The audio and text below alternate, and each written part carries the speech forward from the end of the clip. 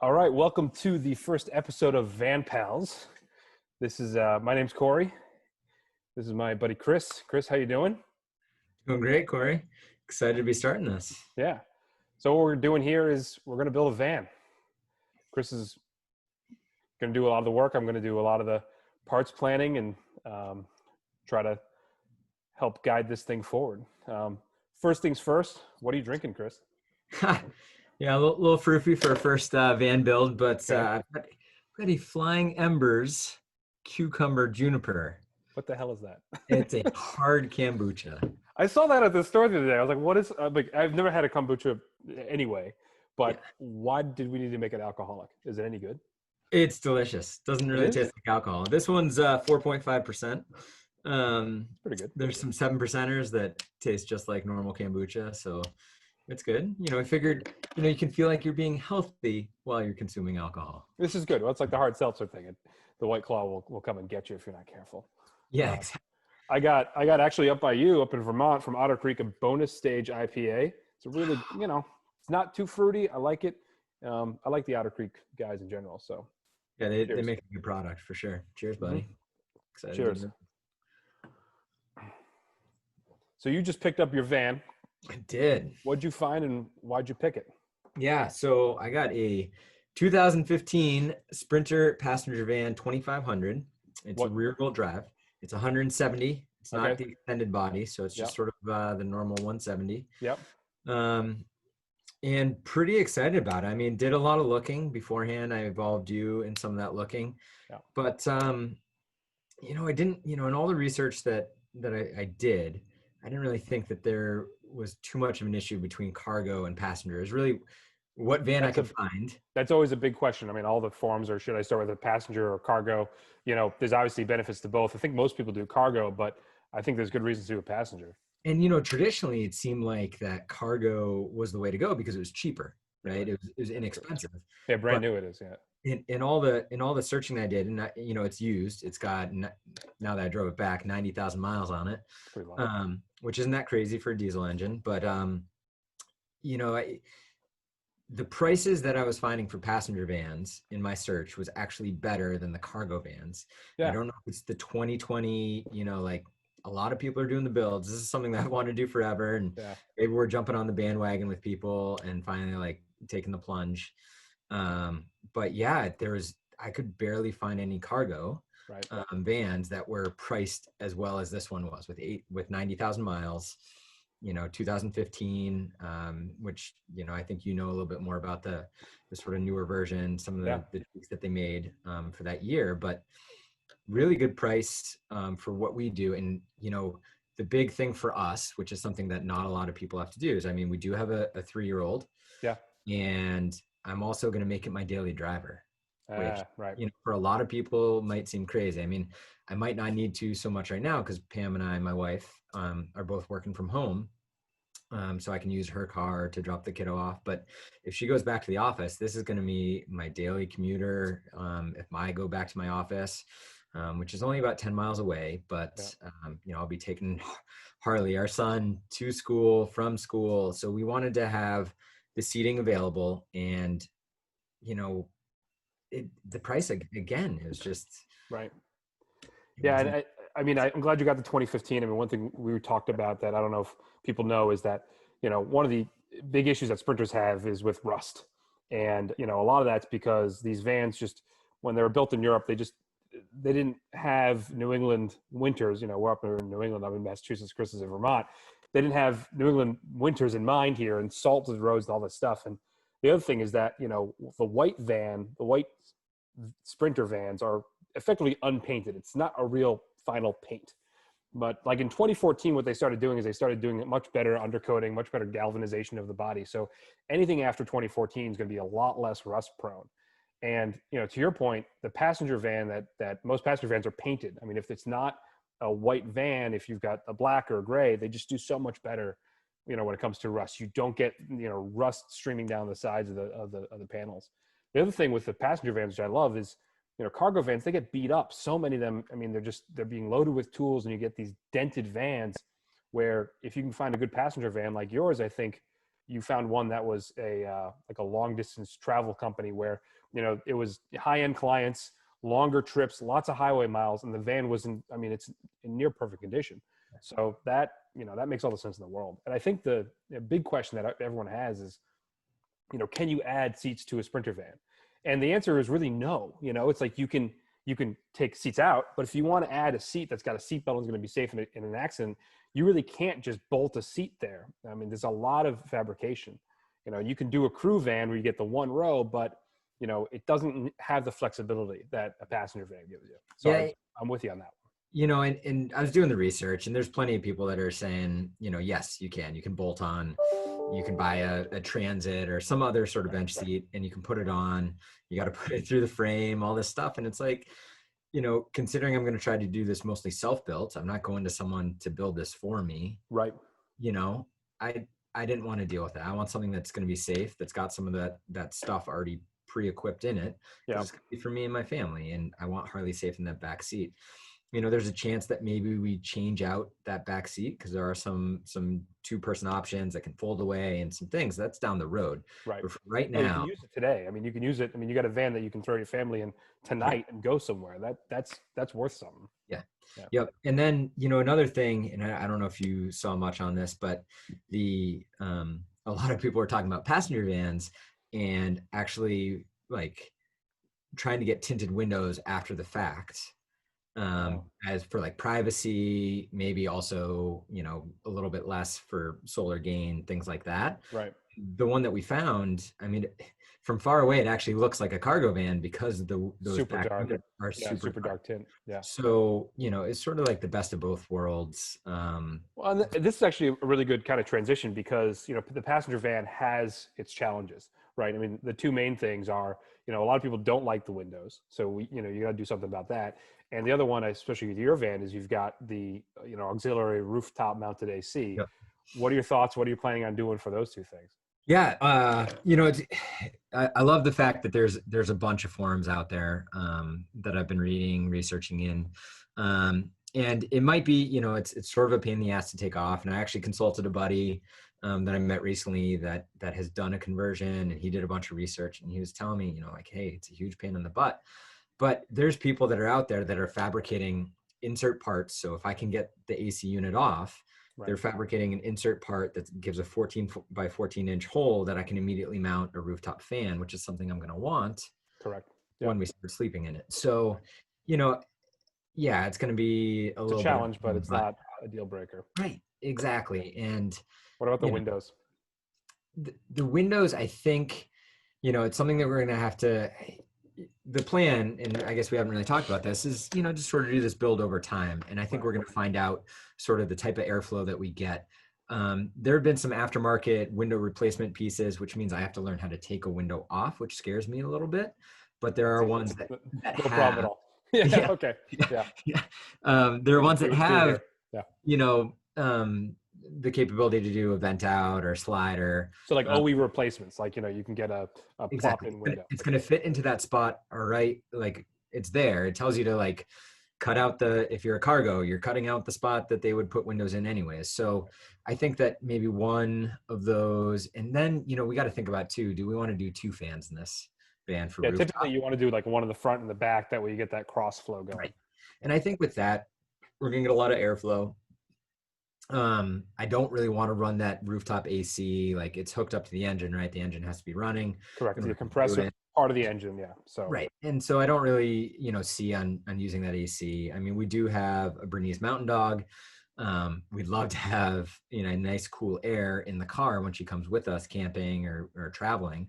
But I think that we would sort of stay away from some of those hot places that you would need that AC unit. So that one's coming off. Which gives a little bit more room up top. Also, a little bit more room for if we decide to go solar. I think that a roof rack makes a lot of sense in case we are doing a big trip. We can pack stuff. So, yes, pain in the butt, but totally doable. And there's great people that have already done it and give step by step, like, hey, this is what we did. This is how we fixed it. So you picked up the van, you drove it home. What did you think? Yeah, first time really like a Sprinter van outside of the test drive, right? Yeah, no, for sure. First of all, I was really excited Yeah. about it. I like sitting high. I might be a unique driver in the fact that I've always liked big cars. First car that I learned how to drive on was an '87 Suburban, Yep. rear wheel drive, which is A similar. lot of metal. Yep. Yep, Big car. exactly. Big, heavy, fishtail, even with Right. under snow tires. But um, really sort of like the bigger cars. And I think sitting up high is something that I've always enjoyed. Right. So that didn't feel weird at all. You can see a lot. The cabin's really open with the passenger van, and having those windows down the side, just looking, you can see, it was great. The one thing that surprised me, and I got to enjoy the really windy day that we had today. So driving back, it did sway a bit.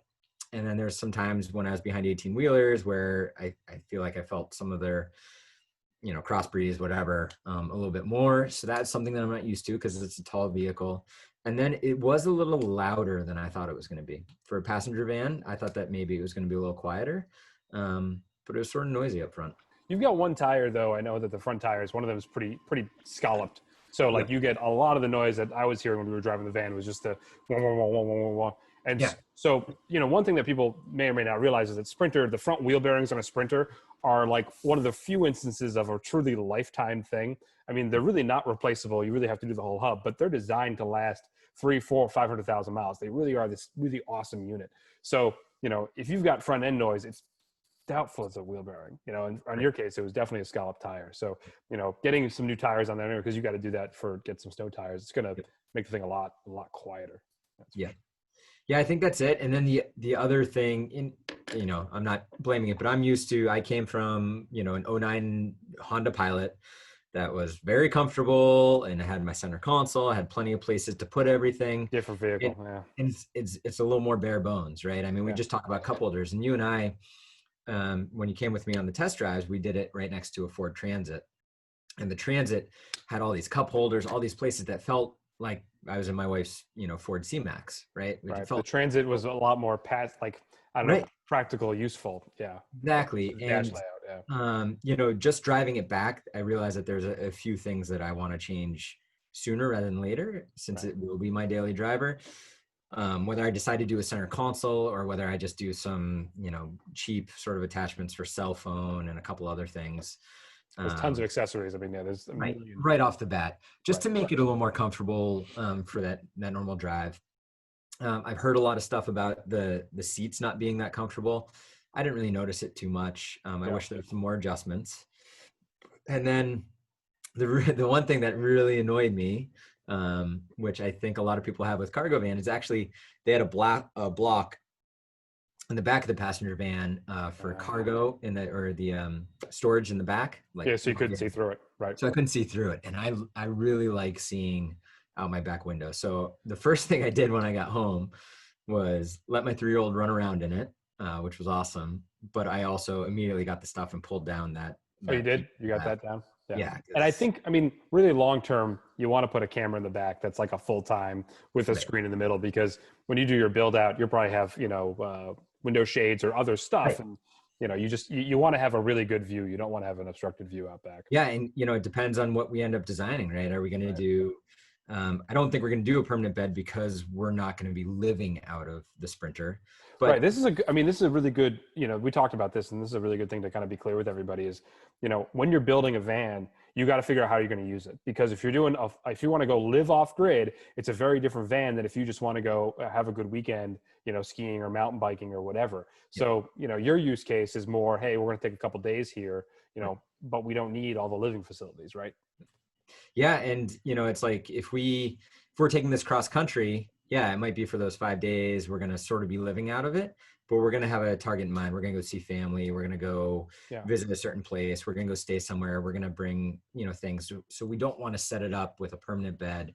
We want to have storage space. We want to be able to take it out. I'm going to need to use it for, when we're doing house projects. I might need to throw stuff in the back. So, we're thinking about all those sort of things.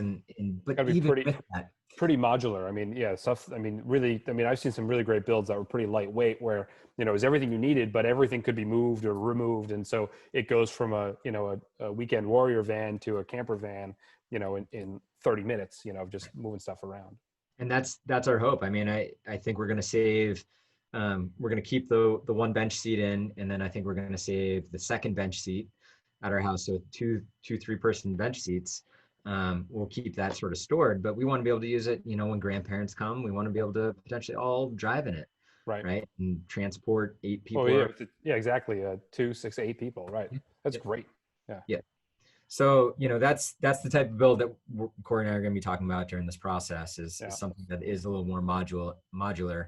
But I think what's cool about that is that I think that there's a really neat way to build it modularly, but can still have everything that we need when we want to do those trips. That, and also, you know, the fact that you've got 3 people and 2 dogs, you know, it's just like so many of these builds are made for a couple, maybe with a small dog, but, you know, they're not really designed for 3. And that's going to be a huge challenge because having, you know, 2 separate sleeping areas. I mean, I guess you could, you know, everyone could sleep on one thing, but maybe you don't want to do that. You know, that's going to present some different challenges, you know, so we're going to have to be creative. So what is the, you know, we just got the van, or you just got the van. What's the short list? So, you know, I went through it before you bought it, I checked all the kind of the big things. I mean, the big thing for the Sprinter is, you know, oil cooler seal leaks. You know, there's an oil cooler that's between the 2 houses of the V. I've got one of these Mercedes right here for the same problem. And the seals in there fail and it leaks, and it's a big job. So whenever you're buying a Sprinter van, you want to check inside the V to see if there's any oil leaks. And your van looked great, you know, undercarriage looked great, and rust free. It was beautiful. So mechanically, I got a lot of, you know, I don't think we have to do anything to the van outside of the normal service. We'll do the oil change and that kind of stuff. We'll do a video on that too. But when it comes to, you know, the modifications, what's up first? Yeah, you know, I've been thinking about that process. I really think that it needs to start sort of with the exterior, and thinking about the roof. So I really want to get the AC unit out. Okay, that's priority 1. Okay. Yep, I think that, and then some roof rails and talking about the outside. And you know, one of the reasons is also my time frame for this, right? Right. We're coming into the fall. New England fall can be rainy, wet, cold, and I don't have a garage that's big enough to work on this inside.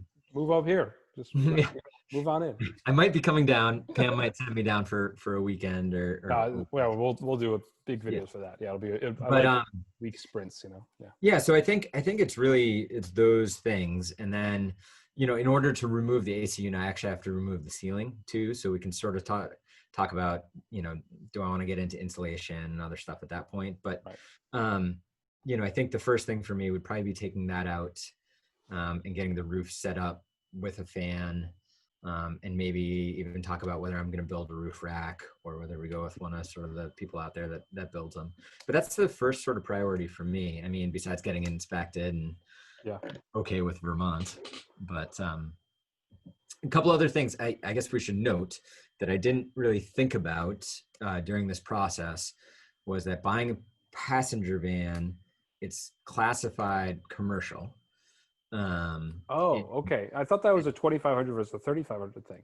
Yeah. So there's 2 things. So I use USA car insurance, they were great. They were awesome. But I had to call in and I had to go through the process and say that it was going to be for personal use, not for business. And then it was based also on the weight. So the 3,500 is over 10,000 pounds, or the GVW is above 8,500 or whatever it is. Yeah. Or whatever the rate is. So that's going to be classified as commercial, but I had to go through that process. But I know that not all insurers are willing to do it. They might just do a VIN lookup and say that's commercial. Okay. Cool. Like, we're not going to do that. Others, you know, might work with you. So I had to call in. I had a great person assisting me and walk me through the whole process and everything. So it was good, but it was just one of those, I didn't even ever consider it, right? Like, I'm buying this for personal use. I'm going to be able to get insurance, no problem.